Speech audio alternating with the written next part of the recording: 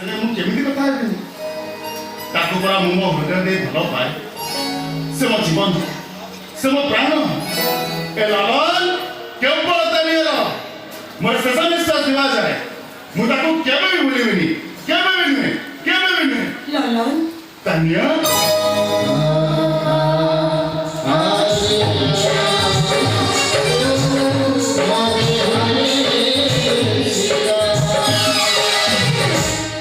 ତମେ ମୋତେ ଭୁଲିଯାଅ ଲାଲନ। ଆମ ବିରୋଧ କେବେ ସମ୍ଭବ ନୁହଁ। କାହିଁକି ତାନିଆ? ତମ ବାପା ମୋ ବାପା ବନ୍ଧୁ ହେଲେ ବି ସେମାନେ ଚିରଦିନର ଶତ୍ରୁ।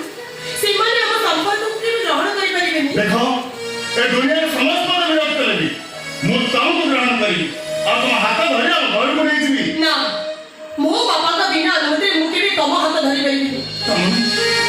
ମୋ ଭଲ ପାଇବାର କ'ଣ କିଛି ମୂଲ୍ୟ ନାହିଁ? ମୋ ବାପାଙ୍କ ଆଦର୍ଶରେ ଅନୁପ୍ରାଣିତ ମୁଁ।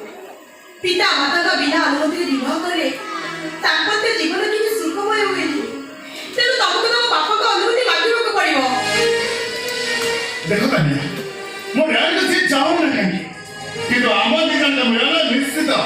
ତାହା ଭଗବାନଙ୍କର ଇଚ୍ଛା। ନାଇଁ ତାନିଆ, ନାଇଁ, ତମେ ସେମିତି କୁହନି। ତ ଲଲନକୁ ଜାଣିଛ?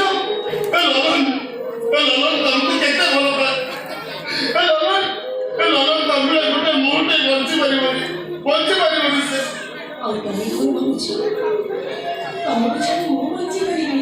ତମେ କୁହ, ଆମ ଭଲ ପାଇବାର ପୁଣ୍ୟଛେଦ କୋଉଠି?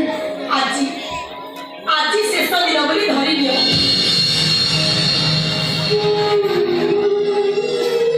ତାହେଲେ କାଲି ସକାଳେ ମୋ ସବାର ପୁନର୍ବାର ତମକୁ ନିଶ୍ଚୟ ଆସିବ ତମେ। ମୁଁ କିନ୍ତୁ ତମ ସହିତ ମରିପାରିବି ନା।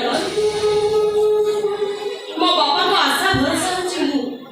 ମୋ ବାପା ନିଜେ କଣ୍ଟକିତ ରାସ୍ତାରେ ଚାଲି ମୋ ଜୀବନ ରାସ୍ତାରେ ଫୁଲ ବିଛେଇ ଦେଇଛନ୍ତି। ମୋ ମା ସିନା 10 ମାସ 10 ଦିନ ଗର୍ଭ ଯନ୍ତ୍ରଣା ପାଇଁ ମୋତେ ଜନ୍ମ ଦେଇଛି, ହେଲେ ମୋ ବାପା ମୋ ଉଜ୍ଜଳ ଭବିଷ୍ୟତ ପାଇଁ ଦିନ ରାତି ଏକ କରି ମୁଣ୍ଡର ଝାଳକୁ ଓଟରେ ପିଇଛନ୍ତି। ଏବେ ତମେ କୁହ, ମୋ ବାପାଙ୍କ ସ୍ୱପ୍ନକୁ ମୁଁ ମାରିଦେବି କେମିତି? ତାହେଲେ ମୁଁ କ'ଣ କରିବି? କୁହ ମତେ, ଜବାବ ଦିଅ। ଛାତିକୁ ପଥର କରି ତମେ ମୋତେ ଭୁଲି ଯାଅ।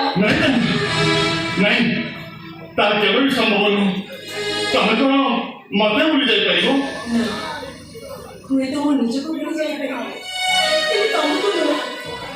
ଜୀବନର ଶେଷ ନିଶ୍ୱାସ ଥିବା ପର୍ଯ୍ୟନ୍ତ ମୋ ହୃଦୟରେ କେବେ ରାଜା ହେଇଗଲି। ଜାଣିନି ତମ ନିରାର ଟଙ୍କା ସିନ୍ଦୁର ମୁଁ କେବେ ପିନ୍ଧି ପାରିବି କି ନା। ହେଲେ ମୋ ମନ ମନ୍ଦିରରେ ତମେ ମୋ ସ୍ୱାମୀ ଦେବତା, ତମେ ମୋ ଇହକାଳ ପରକାଳ। ତାନିଆ,